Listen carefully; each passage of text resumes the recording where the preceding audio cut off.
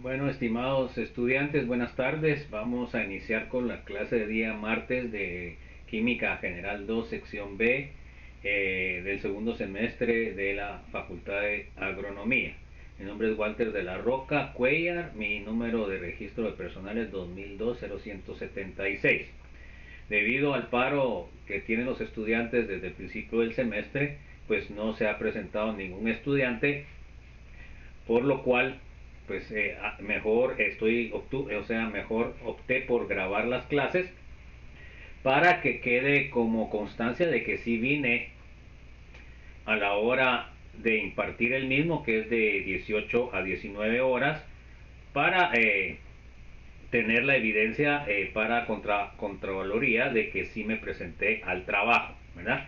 Entonces, si la situación se arregla, pues podemos tener estas clases asincrónicas y nos serviría de guía para continuar el curso, ¿verdad? Entonces, vamos a continuar. El día de ayer vimos lo que es los mecanismos de reacción. Entonces hoy nos toca ver catálisis. Entonces procedemos a empezar a ver catálisis. Entonces en el examen primer parcial les va a entrar hasta la unidad 1 y la unidad 2. Bueno, hoy vamos a empezar la unidad 3, o sea que hoy terminamos de ver lo que va a entrar en el examen parcial número 1. Bueno, entonces vamos a ver catálisis. Bueno, un catalizador es una sustancia que cambia la rapidez de una reacción mediante diferentes pasos intermediarios. ¿Ok? Entonces, catálisis normalmente nosotros decimos, es una sustancia que no cambia y que aumenta la velocidad. No, eso, el catalizador cambia la velocidad. Puede ser que la disminuya o puede ser que la aumente. Ahora vamos a ver cuál es la diferencia. Son denominados catalizadores positivos cuando aumenta la rapidez de la reacción por dos métodos: bajando la energía de activación de los pasos de reacción o también ordenando los reactivos para una reacción más eficiente. ¿Verdad? Que son las dos formas en que podemos aumentar la velocidad. Bueno, también tenemos la catálisis negativa o catalizadores negativos o venenos cuando disminuye la rapidez de la reacción. Son utilizados cuando las reacciones son muy violentas, o sea que nos va a evitar precisamente que exploten o que se caliente mucho nuestro recipiente. Entonces para eso utilizamos esto. O además si queremos inhibir también la reacción, ¿verdad? Bueno, entonces en la preparación del oxígeno molecular, ¿verdad? En el laboratorio se calienta una muestra de clorato de potasio, como se muestra en la figura que se muestra. La reacción es, entonces tengo lo que es el clorato de potasio sólido, le agrego calor y entonces me produce 2 moles de cloruro de potasio y 3 moles de oxígeno, ¿verdad? Estoy generando yo oxígeno. Entonces este compuesto sería un compuesto, por ejemplo, que puede generar oxígeno en el espacio, ¿verdad? ¿Qué les parece? O sea que podrían llevar eh, clorato de potasio, ¿verdad? Dentro de la nave, que les va a ocupar menos espacio, y podrían producir oxígeno, ¿verdad? Bueno, vamos a ver también, sin embargo, este proceso de descomposición térmica es muy lento en ausencia de un catalizador. La rapidez de descomposición puede aumentarse drásticamente agregando una pequeña cantidad del catalizador dióxido de manganeso 4, MnO2, un polvo de color negro. Al final de la reacción es posible recuperar todo el MO2. Se dan cuenta que eso es importante. O sea que este catalizador que me va a servir para la producción de oxígeno en una nave espacial, pues fácilmente se regenera y entonces puedo reutilizarlo de nuevo en el proceso de generación de oxígeno. Ojo, de la misma manera que todos los iones permanecen después de la descomposición, digamos los iones yoduro permanecen después de la descomposición con agua oxigenada, que es H2O2, peróxido de hidrógeno. Un catalizador acelera una reacción al proporcionar una serie de etapas elemental con cinéticas más favorables que existen en ausencia. O sea, en la ausencia son más lentas, pero cuando se echa el catalizador genera otras reacciones que van a aumentar la velocidad de reacción. Esos son catalizadores positivos. Supongamos que la siguiente reacción tiene cierta rapidez K y una energía de activación EA. Acá tengo A más B, la constante nos va a dar C más D. Bueno, entonces, en presencia de un catalizador, no obstante, la constante de rapidez es Kc, o sea, que Kc significa constante catalizada, denominada constante de rapidez catalizada. Entonces, ahora yo utilizo un catalizador y entonces ahora la K ya no va a ser solo K, no, que va a ser Kc, que sería que está catalizada. Entonces, a partir de la definición de un catalizador, sabemos que cuando es positivo, la rapidez catalizada va a ser mayor que la rapidez sin catalizar. Cuando es positivo, ¿va, joven? Existen tres tipos de catálisis dependiendo de la naturaleza de las sustancias que aumenten la rapidez. Existe la catálisis heterogénea, que sería en dos o más fases, catálisis homogénea, que sería en una sola fase, o sea, en un solo estado de la materia, y catálisis enzimática, en donde utilizamos enzimas. Vamos a ver primero la catálisis heterogénea.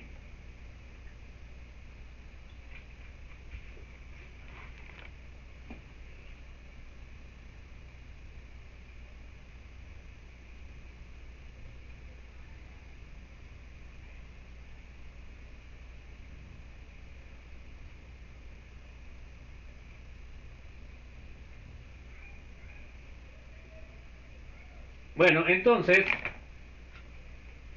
en la catálisis heterogénea, los reactivos y el catalizador se encuentran en diferentes fases o diferentes estados de la materia. Por lo general, el catalizador es un sólido y los reactivos son gases o líquidos.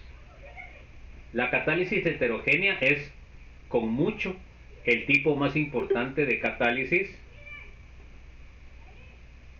en la industria química, ¿ok? Especialmente en la síntesis de muchos compuestos químicos. Aquí describiremos tres ejemplos específicos de catálisis heterogénea que intervienen en la producción anual de millones de toneladas de productos químicos a escala industrial. Entonces se dan cuenta que es una catálisis bastante utilizada. Entonces acá tenemos la formación del amoníaco, perdón, sería N más 3 moles de H, que me va a dar un mol de NH3 o amoníaco. Bueno, entonces, miren acá, tenemos la reacción catalizada. Miren acá. Acá el azul serían los dos, sería el átomo de, más bien sería la molécula de nitrógeno, ¿ok? Y luego tenemos las tres moléculas de hidrógeno, ¿ok? Bueno, entonces aquí tenemos el catalítico sólido, que es una superficie en la cual se va a ordenar los reactivos. Entonces, ¿qué pasa? Tanto el hidrógeno como el nitrógeno son compuestos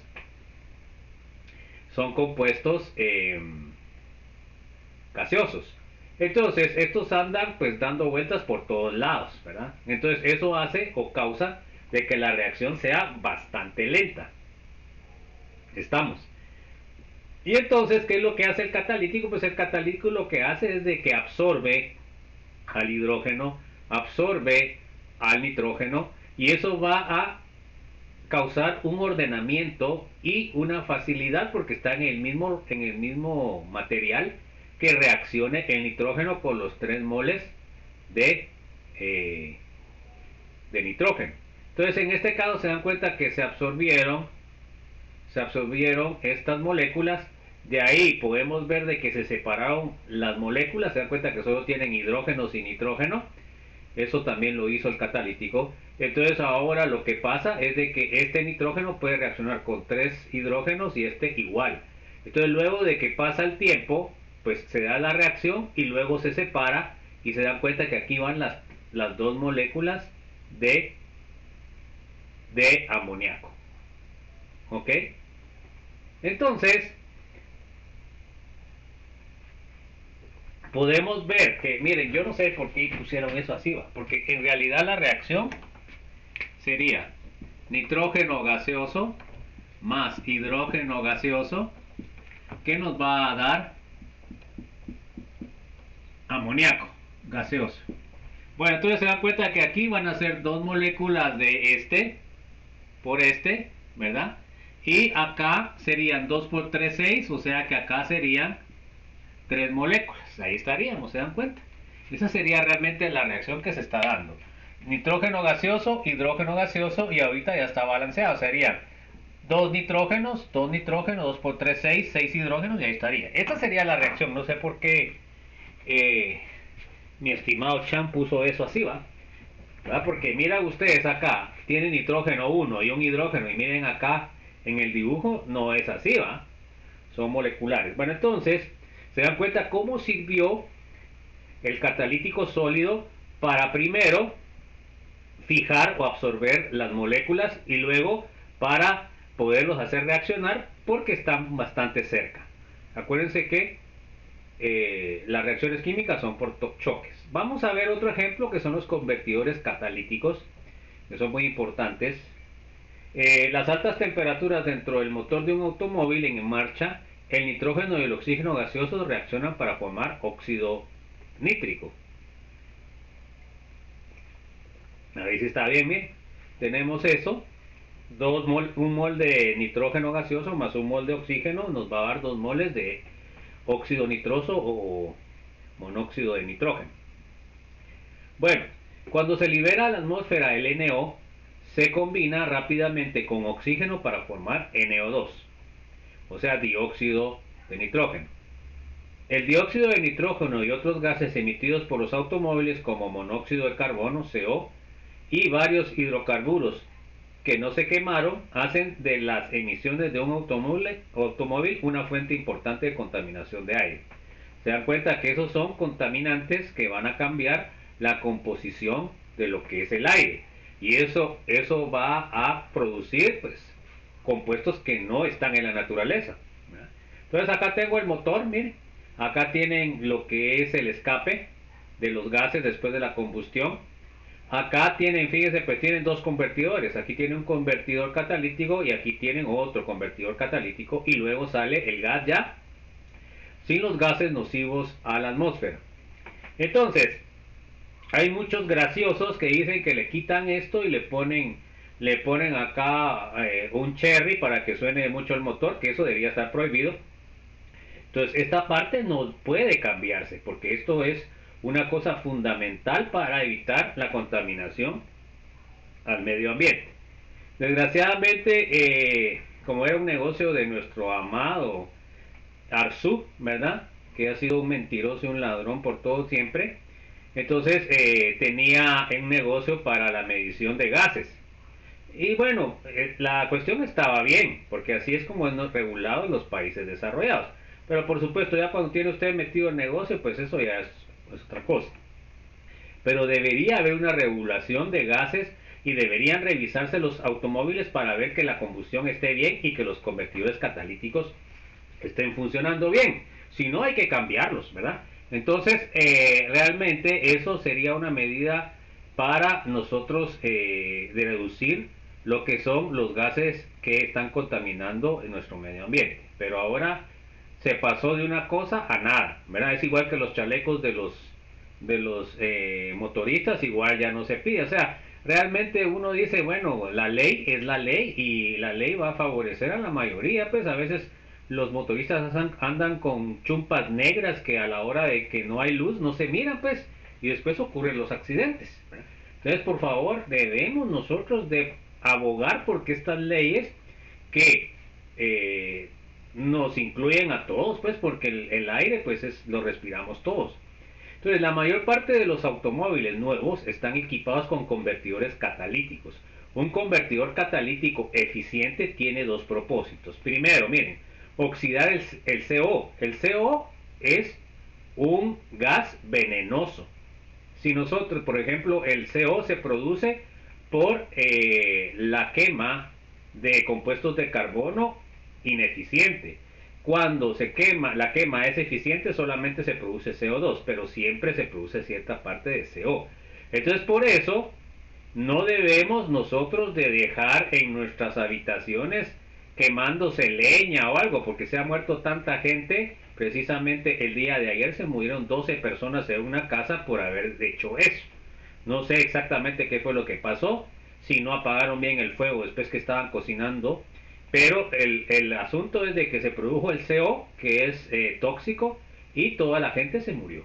Imagínense ustedes, aquí en la capital, pues, porque eso se da mucho en los pueblos, a veces cuando por el frío, ¿verdad? Entonces, y los hidrocarburos que no se quemaron hasta CO2 y agua, que esta sería la producción normal de una combustión perfecta de los hidrocarburos.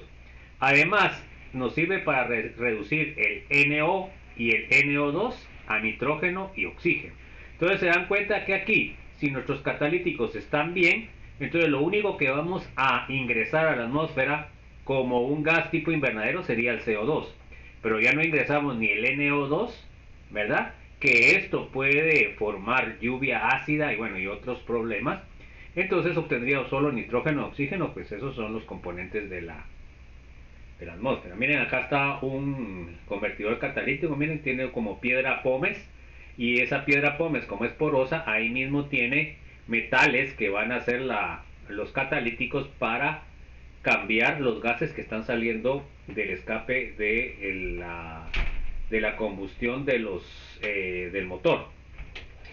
Bueno, sin embargo, debido a que las altas temperaturas aumentan la producción de NO, se requiere una segunda cámara que contiene el catalizador diferente. Un metal de transición o un óxido de un metal de transición como óxido de cobre o CR2O3, o sea, trióxido de dicromo, que trabajando a menor temperatura disocia el NO en N2 y O2. Se dan cuenta que son dos gases que están compuestos en la atmósfera antes de que los gases sean expulsados por el escape. Entonces, todas esas cosas el gobierno debería de tener control para que los automóviles que están en uso en nuestra ciudad y en Guatemala tengan esos catalíticos. Si no tienen eso, no deberían estar circulando. Bueno, vamos a ver la catálisis homogénea. La catálisis homogénea pues es la que se realiza en un solo estado de la materia, ya sea gaseoso, ya sea sólido o ya sea líquido. En la catálisis homogénea los reactivos y el catalizador están dispersos en una sola fase, generalmente líquida. La catálisis ácida y la básica constituyen los tipos más importantes de catálisis homogénea en disolución líquida. Por ejemplo, la reacción de acetato de etilo con agua para formar ácido acético y etanol ocurren en forma demasiado lenta para ser medida. ¿Se dan cuenta? O sea que necesitamos catálisis para poder hacer este cambio. Bueno, entonces tenemos la reacción de acetato de etilo más agua, que nos va a dar ácido acético y etanol. Esta reacción vamos a ver en química orgánica que se llama hidrólisis. Este compuesto acetato de etilo se llama éster. Y entonces nosotros vamos a hidrolizar el éster y vamos a generar el respectivo ácido y el alcohol. Entonces en este caso, como es acetato de etilo, nosotros generamos el ácido acético y generamos el etanol. Pero esta reacción es bastante lenta. Bueno, entonces, en ausencia de catalizador, la ley de rapidez está dada por... Entonces, la rapidez va a ser igual a K por la concentración del acetato de etilo. Se dan cuenta que es de primer orden. Sin embargo, la reacción puede ser catalizada por un ácido. En presencia de ácido clorhídrico, la rapidez es mayor y la ley de rapidez está dada por... Entonces se dan cuenta que ahora aquí ingresa la concentración de H+, ¿verdad? O sea que tiene que ver en la reacción. Bueno, observe que debido a que KC, o sea K catalizada, es mayor que K sin catalizar, La rapidez está determinada solo por la fracción de la reacción que está catalizada. La catálisis homogénea también puede llevarse a cabo en fase gaseosa. La catálisis homogénea tiene algunas ventajas sobre la catálisis heterogénea. Por una parte, las reacciones pueden llevarse a cabo en condiciones atmosféricas, lo que reduce los costos de producción y minimiza la descomposición de los productos a altas temperaturas. Entonces, fíjense pues, eso no lo dijimos anteriormente, pero la catálisis, por ejemplo, miren, una catálisis muy utilizada a nivel industrial es la generación de mantecas y mantequillas a partir de aceites que se extraen de las plantas oleaginosas. Entonces, ¿qué es lo que hacemos ahí? Pues normalmente los aceites tienen insaturaciones, o sea, dobles enlaces. Entonces lo que hacemos nosotros es un proceso de hidrogenación catalítica. Entonces, pero esta hidrogenación catalítica se lleva a cabo a altas temperaturas y altas presiones para que el rendimiento sea óptimo, o sea, el mayor. Pero eso produce también ciertos problemas, pues necesitamos mucha energía. Los catalíticos, o sea, los metales son preciosos, son caros, ¿verdad? En cambio, en esta homogénea líquida, pues no gastamos mayor cosa, porque lo hacemos a temperaturas y presiones normales.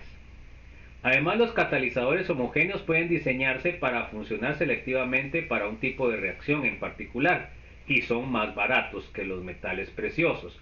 Por ejemplo, el platino y el oro, que es el que se utilizan en los catalíticos metálicos. También paladio, que son súper caros. Bueno, afortunadamente estos catalíticos se pueden volver a utilizar, ¿verdad? O sea, se pueden volver a regenerar, que se utilizan en la catálisis heterogénea. Bueno, vamos a ver la catálisis enzimática. De todos los procesos complicados que han evolucionado en los sistemas vivos, el más complicado y al mismo tiempo esencial para la vida es la catálisis enzimática.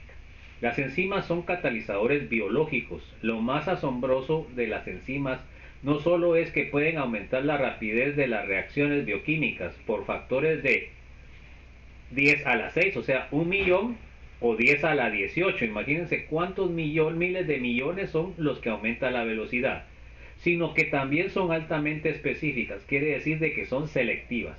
Una enzima actúa solo sobre determinadas moléculas llamadas sustratos, es decir, reactivos, mientras que deja el resto del sistema sin afectar. Bueno, entonces la maravilla de lo que es el desarrollo de la vida, se dan cuenta, la selectividad de las enzimas, solo reaccionan con ciertos compuestos orgánicos y con otros no. Aquí podemos ver un ejemplo simplista de lo que hace la enzima. Se dan cuenta que aquí tienen la enzima que sería la morada azul y acá tenemos el sustrato que sería el reactivo o el compuesto que vamos a cambiar. Bueno, entonces ahora, primero pueden ver ustedes que la enzima tiene la forma exacta del sustrato, por lo cual va a cazar como que fuera llave cerradura. Entonces luego reacciona únicamente con ese sustrato. Luego de esto forma el complejo sustrato enzima. Y luego ya la enzima suelta el producto, se dan cuenta que ahora ya el producto está modificado. Entonces eso es lo maravilloso, es selectiva y aumenta la velocidad en números pero súper grandes. O sea, esto sería a donde el desarrollo humano debería ir, a procesos bioquímicos, no quedarnos con procesos químicos, aunque soy químico yo, pero los procesos bioquímicos son muy amigables con el medio ambiente y con todo el desarrollo de la vida. ¿Por qué? Porque acá todos estos compuestos, tanto enzimas como sustratos como productos, todos estos son reciclables. Y eso es la maravilla de la vida, ¿verdad? O sea, en la vida no se desperdicia nada, porque todo lo que se transforma después puede volverse a transformar, ¿verdad? Ustedes como agrónomos lo saben, ¿verdad? Tienen ustedes los componentes básicos en la tierra, lo absorben las plantas, lo transforman y lo forman en otros compuestos Y después cuando se destruyen las plantas, pues otra vez van a descomponerse por medio de ciertos microorganismos y hongos. Y esos elementos que utilizó la planta que murió son reutilizados por la otra planta que va a venir. Entonces se dan cuenta, esta es la forma que deberíamos de estar trabajando nosotros, no generando tanto desperdicio que no se puede biodegradar. Entonces esa es la idea de en este siglo XXI cambiar esa idea. Sí, el cambio climático nos da chance o nos autodestruimos antes. Se ha calculado que una célula viva promedio que puede contener 3000 enzimas diferentes, cada una de las cuales cataliza una reacción específica en las que un sustrato se convierte en los productos adecuados, la catálisis enzimática es homogénea, porque el sustrato y la enzima están presentes normalmente en disolución acuosa, jóvenes, ya sea en la sangre, ya sea en lo que es el citoplasma de la célula, en la mitocondria. Entonces todo eso se encuentra en un estado líquido. Bueno, básicamente una enzima es una molécula grande de una proteína que contiene uno o más sitios activos, donde se llevan a cabo las interacciones con los sustratos, o sea, con los reactivos, con los no sustratos, no, que con los componentes que vamos a transformar. En forma estructural, estos sitios son complementarios de las moléculas de un sustrato específico, como vimos anteriormente en el dibujo, de la misma forma en que una llave embona a una cerradura en particular. Se dan cuenta que es selectivo. El tratamiento matemático de la cinética enzimática es muy complejo. Incluso se conocen las etapas básicas implicadas en una reacción, que muchas veces pues vamos a ver que lo que vimos en cinética en esta unidad pues nos va a servir para entender la cinética enzimática, los procesos más sencillos, pero esos nos sirven para poder desarrollar investigación. A través de las siguientes etapas elementales se muestra el esquema simplificado de las reacciones. Entonces miren pues, la primera etapa es enzima más sustrato, nos va a dar el complejo enzima sustrato. Se dan cuenta que tenemos una K1 que es la que me da el producto y una K-1 es la que me va a regenerar lo que son los reactivos. Bueno, en la etapa 2 se dan cuenta que el complejo sustrato enzima me va a regenerar la enzima y me va a dar el producto que yo quiero. Esto tiene K2, ¿verdad? Entonces, supuestamente estos son los equilibrios que se presentan en una catálisis enzimática.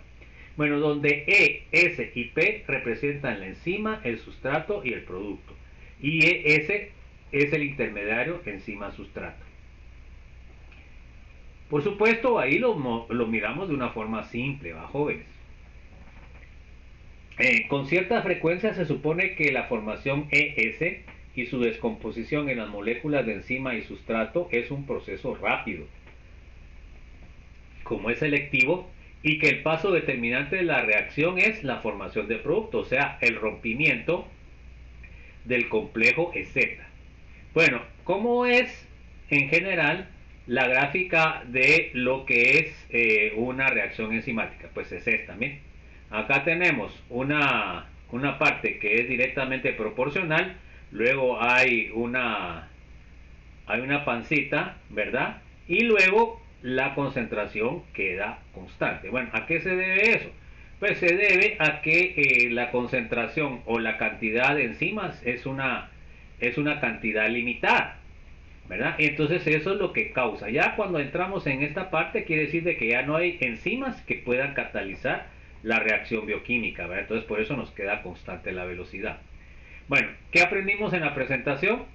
Primero, las constantes de rapidez y su dependencia de la energía de activación y la temperatura. Vimos la teoría de colisiones en la cinética química.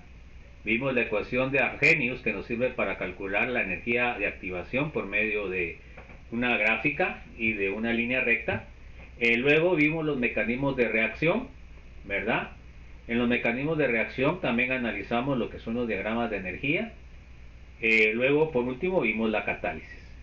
Bueno, entonces, con eso terminamos lo que es la unidad 2, ¿verdad?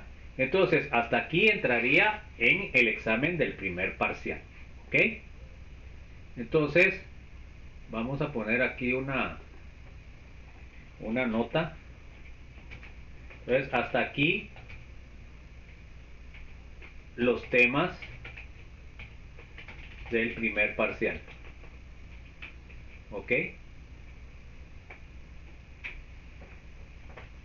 Bueno, entonces, chicos, vamos a empezar ya la unidad 3, que sería equilibrio químico, pero esto ya ingresaría o entraría en el examen, en el segundo examen parcial.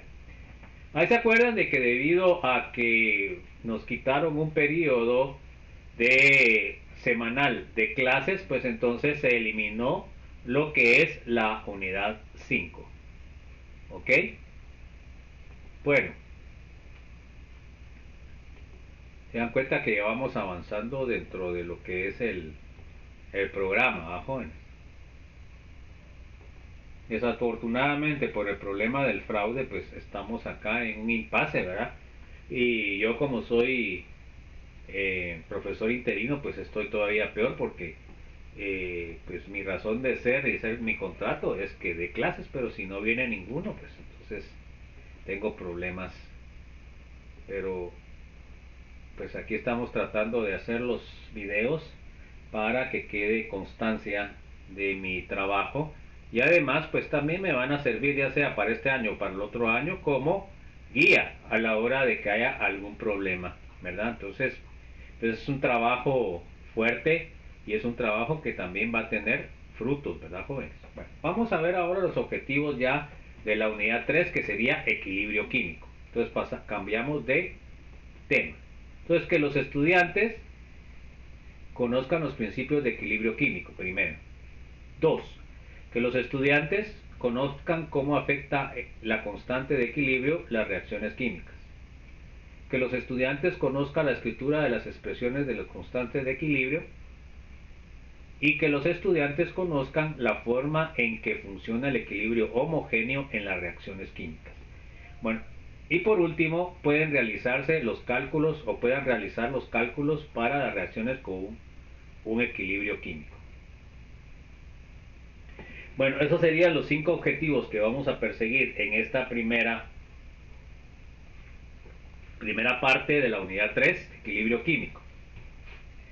Bueno, vamos a ver entonces, el equilibrio químico es un estado en el que no se observan cambios conforme el tiempo transcurre. Cuando una reacción química llega al estado de equilibrio, las concentraciones de reactivos y productos permanecen constantes en el tiempo, sin que se produzcan cambios visibles en el sistema. Pero eso no quiere decir de que el sistema no esté moviéndose o no tenga un movimiento. Entonces, sin embargo, a nivel molecular existe una gran cantidad de actividad debido a que las moléculas de reactivos siguen formando moléculas de productos, y estas a su vez reaccionan para formar moléculas de reactivos. O sea, que ¿qué quiere decir, pues, jóvenes? Pues acuérdense ustedes que cuando es una reacción que tiene equilibrio, ya lo vimos, tenemos los reactivos. La reacción directa me va a dar los productos y la reacción indirecta me va a regenerar los reactivos. Entonces, cuando está en equilibrio, ¿qué significa, jóvenes? No significa que no esté, que el sistema esté muerto, pues, o sea, que no haya ningún, no, sí está en movimiento, porque hay ciertas moléculas de reactivo que se transforman en producto, y ciertas moléculas de producto que se regeneran en el reactivo, y lo que tiene igual es que la velocidad de la directa, la velocidad de la reacción directa va a ser igual a la velocidad de la reacción indirecta. Entonces quiere decir de que ahí está en equilibrio. Pero el sistema está en movimiento. Ciertas moléculas se pasan a producto, pero igual moléculas de producto se pasan a reactivo. Entonces ahí aparentemente hay, digamos, el equilibrio está igualado. O sea, la reacción directa tiene la misma velocidad que la reacción indirecta, por lo cual así en forma general no se mira ningún cambio. Pero sí se están transformando constantemente estas moléculas. Bueno, entonces, vamos a ver que aquí describimos diferentes tipos de reacciones en equilibrio, el significado de la constante de equilibrio y su relación con la constante de rapidez, así como los factores que pueden modificar el equilibrio. Bueno, entonces aquí, primera cosa que debemos saber que el equilibrio es, completamente diferente a la cinética de reacción, ¿va, jóvenes? Eso tenemos que tenerlo bien claro. Son dos cosas aparte. Bueno, vamos a ver el concepto de equilibrio y las constantes de equilibrio. Entonces, pocas reacciones químicas se dan en una sola dirección. La mayoría son reversibles, al menos en cierto grado. Al inicio de un proceso reversible de reacción que lleva a la formación de productos, se llama directa, ¿va? Tan pronto como se forman algunas moléculas de producto, comienza el proceso inverso. Estas moléculas reaccionan y forman moléculas de reactivo. ¿Se dan cuenta? Que sería la reacción indirecta. El equilibrio químico se alcanza cuando las rapideces de la velocidad de reacción en un sentido, o sea, la directa, y en otro se igualan, que sería la indirecta. Y las concentraciones de los reactivos y productos permanecen constantes. Constantes, pero no sin movimiento, ¿verdad? El equilibrio químico es un proceso dinámico, o sea que no es que se paralice el equilibrio, no, o que ya no se mueva ni para un lado ni para otro, no, que quiere decir que así moléculas se transforman en producto, igual moléculas de producto se transforman en reactivo, o sea que en términos absolutos el sistema está en equilibrio. Ojo con eso. Cabe señalar que en el equilibrio químico participan distintas sustancias como reactivos y productos. El equilibrio entre dos fases de la misma sustancia se denomina equilibrio físico, porque los cambios que suceden son procesos físicos, ¿ok? Ojo. La evaporación de agua en un recipiente cerrado a una temperatura determinada es un ejemplo de equilibrio físico. Se dan cuenta que en este caso estamos nosotros viendo agua líquida y agua gaseosa.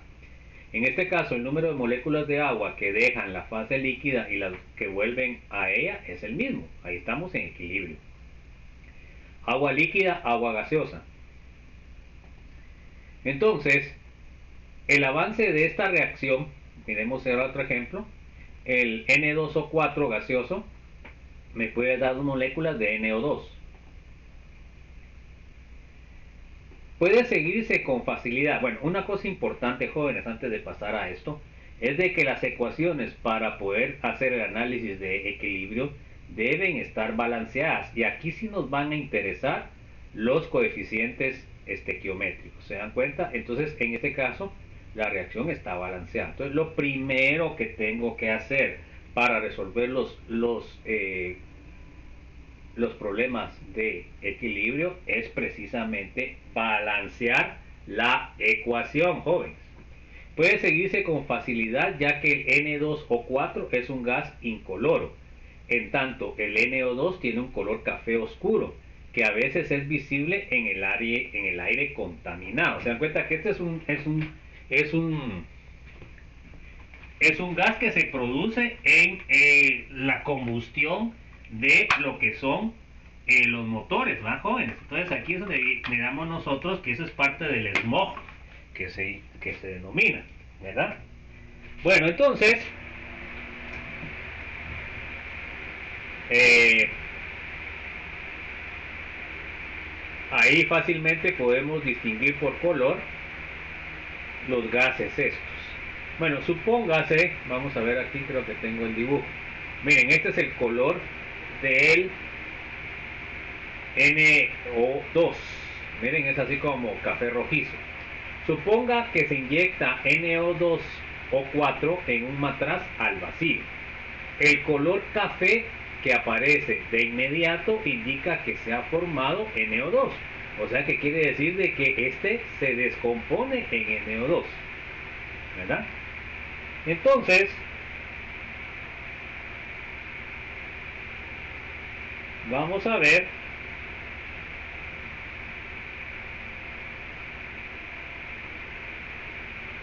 vamos a ver que quiere decir que el NO2 o 4 está en equilibrio con el NO2, o sea que no puede existir uno sin el otro. El color se vuelve más intenso a medida que se disocia más el N2 o 4 hasta que logra el equilibrio. ¿Se dan cuenta? O sea que, ¿qué vamos a notar nosotros? Vamos a notar que al principio este color es un rojo café más, menos fuerte, y conforme va aumentando el cambio, pues se va volviendo más rojo. Más allá de este punto no hay cambio evidente de color porque las concentraciones de N2O4 y NO2 permanecen constantes, o sea que alcanzan equilibrio. O sea que lo que vamos a notar es que el N2O4 va cambiando de incoloro cuando ustedes lo echen y se comienza a poner café rojizo. Eso es lo que van a notar ustedes. Bueno, acá tienen la reacción, se dan cuenta que aquí tienen el N2O4, se dan cuenta que el nitrógeno es el que está en medio y los rojos son los oxígenos. ¿Y qué es lo que me va a dar? Me va a dar 2 moléculas de NO2. Acá tienen el nitrógeno, los dos oxígenos. Bueno, también es posible alcanzar un estado de equilibrio partiendo del NO2 puro. En la medida que algunas moléculas de NO2 se combinan para formar el N2O4, entonces ¿qué pasa? Ahora va a ser al contrario.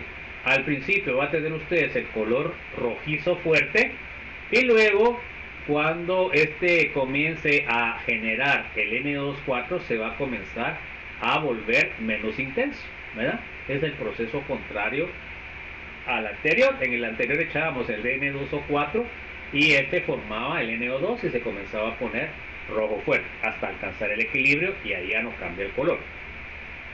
Otra forma de crear un estado en equilibrio es comenzar con una mezcla de NO2 y N2O4 y seguir el curso de la reacción hasta que el color ya no cambie. Entonces se dan cuenta que podemos tener variedad de formas de poder analizar el equilibrio de esta reacción.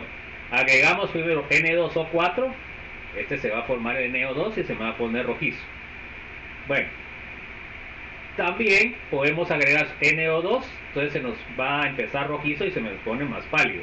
Y también podemos agregar una cantidad de NO2 y una cantidad de N2O4, y entonces ahí va a alcanzar el equilibrio hasta el color que esté en equilibrio se va a poner rojo. Entonces, estos estudios muestran que la reacción anterior sí es reversible, ya que un componente puro, N2O4 o NO2, reacciona para formar el otro gas. ¿Ya? Acá podemos ver los siguientes experimentos. Se dan cuenta que en el primer experimento ustedes agregan el NO2, ¿verdad? Entonces la cantidad de NO2O4 se comienza a formar. ¿Qué es lo que van a notar ustedes? Pues en el primero van a notar que se pone menos café oscuro, café rojizo. Ahora acá miren qué es lo que pasa. En este caso lo que están agregando es el N2O4. Entonces, ¿qué es lo que va a pasar? Se va a comenzar a formar NO2. Entonces el resultado va a ser de que se va a poner más café rojizo. Ahora en este último se dan cuenta que agregan concentraciones de los dos y entonces van a encontrar el equilibrio dependiendo de la cantidad de moles que agregaron de los dos. Entonces, inicialmente solo está presente el NO2, se dan cuenta porque está la concentración alta. En el B solamente está el NO2O4, se dan cuenta, y siempre se forma el otro. O sea, por eso estos dos gases están en equilibrio. Y en el C, pues están presentes al inicio los dos gases y siempre van a llegar a un equilibrio. Entonces, esos son los experimentos que podemos hacer en lo que es el laboratorio. Bueno, entonces es importante tener en cuenta que en el equilibrio no se interrumpen las conversiones de N2O4 o NO2 y el NO2 a N2O4. El cambio de color ya no se observa porque las dos rapideces son iguales. La remoción de moléculas de NO2 es tan rápida como su formación y las moléculas de N2O4 se forman a la misma rapidez con la que se disocian. Entonces ahí es donde está ya en equilibrio. Ojo. Bueno, vamos a ver la constante de equilibrio. Las concentraciones de los gases se expresan en molaridad y se pueden calcular a partir del número de moles de gases al inicio y del número de moles en el equilibrio y del volumen del matraz en litros. ¿Ok? Bueno, entonces tenemos las concentraciones en molaridad y pueden ser en forma de gas o pueden ser en forma líquida. Obsérvese que las concentraciones en el equilibrio del NaO2 y el N2O4 varían dependiendo de las concentraciones iniciales, ¿ok? O sea que el equilibrio se va a alcanzar dependiendo de las concentraciones iniciales. Bueno, miremos esta tabla. Esta tabla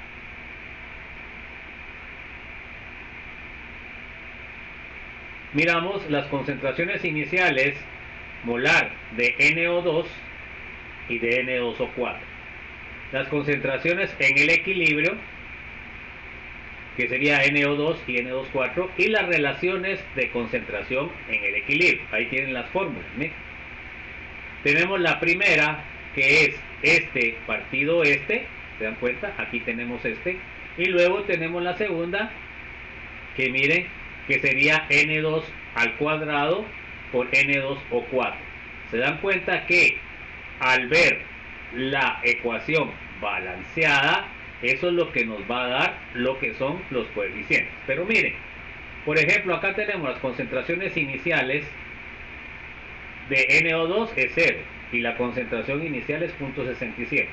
Bueno, después de que alcance el equilibrio, se dan cuenta de que se forma siempre una cantidad de NO2. ¿Ok? Miren ahora, ya aumenta la concentración de N2, ya no es 0, y disminuye la concentración de N2O4. Bueno, de ahí el cálculo de esto es dividir NO2 partido N2O4 y me da este factor. Ahora, en la segunda se dan cuenta que tengo NO2 al cuadrado partido NO2 a la cuarta. Entonces, ahora, cuando miramos la división de esto, podemos ver que el número varía. Miren, aquí varía. Entonces, en cambio, cuando nosotros ponemos NO2 al cuadrado partido NO2 4, miren ahora los valores me salen constantes. Bueno, entonces, ¿qué quiere decir, jóvenes? Pues quiere decir de que depende de dónde vayamos o qué es lo que pongamos. Entonces tenemos N2 o 4 que me va a dar en equilibrio, me va a dar 2 moles de N o 2. Se da cuenta que acá el coeficiente sería 1 y este sería 2. O sea que obtengo yo 2 moléculas de NO2 por una molécula de N2O4. Bueno, entonces ahí es donde viene el 2 que tiene ahí, ¿verdad? Por eso es de que tiene la concentración de NO2 elevado al cuadrado, porque son 2 moles por cada una, y la de abajo, la concentración de N2O4, queda elevado a la 1 porque el coeficiente es 1. Bueno, entonces, miremos. Aquí tenemos la ecuación balanceada y luego, miren, la constante va a ser igual a la concentración de lo que es el producto elevado a la 2 porque tiene un coeficiente de 2 elevado al cuadrado partido de la concentración de N2O4 elevado a la 1. Entonces, ¿cuánto me da este valor? Pues acá podemos tener los diferentes valores. Podemos tomar nosotros cualquier valor, ¿verdad? Y nos va a estar dando este resultado. En este caso, fíjense que estamos tomando la última, ¿verdad? Que sería la concentración. Pero ¿qué concentración estamos tomando, jóvenes?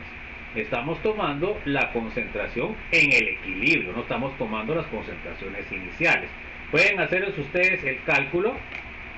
Déjenme ver que no vi dónde está mi calculadora, chicos. No sé qué dice mi calculadora. Ah, ya sé qué la dice. Bueno, entonces, por ejemplo, busquemos la primera. Entonces ahí, fíjense pues, tienen ustedes 0.547 elevado al cuadrado, y eso dividido la concentración, que sería 0.643, y obtenemos la constante, que en este caso sería 4.65, que es el valor que tengo acá. Entonces, lo que estoy haciendo es lo siguiente. Estoy esto elevándolo al cuadrado, dividiéndolo entre esto y obtengo la constante. Miren, 465. Igual puedo hacer los cálculos, esto lo elevo al cuadrado, lo divido entre esto y me va a salir estos datos. Entonces pueden ver ustedes que prácticamente me está saliendo constante el valor. Hay algunas variaciones pues, pero podemos ver que la tendencia es de 4.6 elevado a la menos 3. Bueno, entonces ahora esta relación, si yo lo pongo sin lo que es el coeficiente al cuadrado, pues no me sale una constante porque no sería la expresión de constante. Miren, la expresión de constante sería productos partido reactivos y los productos elevados, la concentración elevados a su coeficiente estequiométrico. En este caso el NO2 tiene un 2 y entonces nos queda en el caso del NO2 elevado al cuadrado. ¿Estamos? Bueno, entonces, donde K es una constante, obsérvese que el exponente 2 para el NO2 en esta expresión es el mismo que el coeficiente estequiométrico de la ecuación balanceada. Esta reacción es reversible y entonces por eso es una constante de equilibrio. Bueno, este fenómeno puede ser generalizado con la siguiente reacción en equilibrio.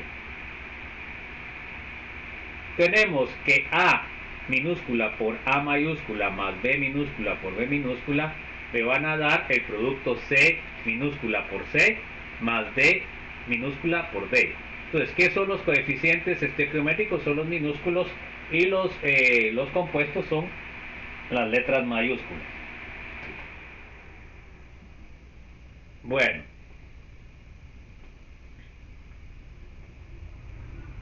entonces, en donde A, B, C y D minúsculas son coeficientes estequiométricos de las especies reactivas A, B y C y D.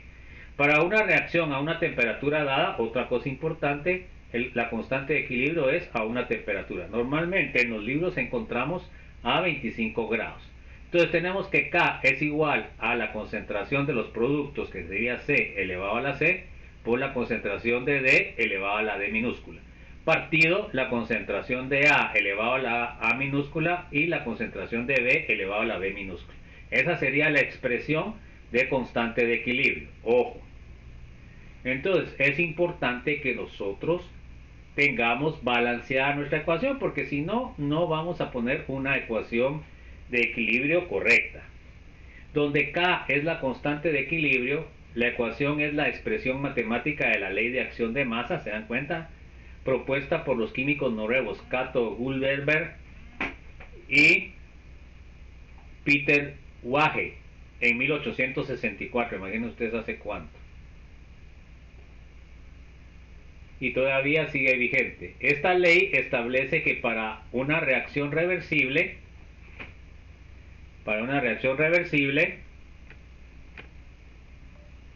en equilibrio y a una temperatura constante, una relación determinada de concentraciones de reactivos y productos tiene un valor constante, o sea, la constante de equilibrio. Observe que en la tabla anterior, que aunque las concentraciones pueden variar, el valor de K para una reacción dada permanece constante, siempre y cuando la reacción esté en equilibrio y la temperatura no cambie. La validez de la ecuación de la ley de acción de masas quedó establecida al estudiar muchas reacciones reversibles. O sea que esto no es así que se les haya ocurrido a estos científicos, no, que fue una prueba de muchas reacciones. Acuérdense que nosotros a nivel científico así trabajamos, jóvenes. A la prueba de ensayo. La constante de equilibrio se refiere mediante un cociente cuyo numerador se obtiene multiplicando las concentraciones de equilibrio de los productos, cada una de las cuales está elevado a una potencia igual a su coeficiente estequiométrico en la ecuación balanceada. Bueno, entonces, El denominador se obtiene aplicando este mismo procedimiento para las concentraciones de equilibrio de los reactivos, ¿verdad? Que sería la parte del denominador. La magnitud de las constantes de equilibrio indica si una reacción en equilibrio es favorable a los productos o a los reactivos, o sea, si favorece a la reacción directa o a la reacción inversa. Ojo. Si K es mucho mayor que 1, es decir, K mayor que 1, el equilibrio se desplaza hacia la derecha, favorece a los productos, o sea, es lo que normalmente nosotros queremos. Bueno, por el contrario, si la constante de equilibrio es mucho menor que 1, es decir, K muchísimo menor que 1, el equilibrio se desplazará a la izquierda, favorecerá a los reactivos, que esa sería la reacción inversa. Entonces, normalmente nosotros la reacción que queremos es la primera, jóvenes. Bueno, entonces ahí nos quedamos, jóvenes. Vamos a seguir el día de mañana, que nos toca la última clase de la semana, con la clase número 9. Entonces, este tema de la unidad 3 ya sería para su segundo examen parcial. Entonces, que tengan feliz noche. Fue su catedrático Walter Arnoldo de la Roca Cuellar, con número de registro 2002-0176. Que tengan feliz noche y nos vemos el día de mañana. Hoy era 6 de septiembre de 2022. Muchas gracias como evidencia de presentarme a mi hora de clases. Muchas gracias y nos vemos, chicos, siempre en la lucha por una universidad autónoma y por una universidad pública. Bueno, entonces ahí nos quedamos, chicos.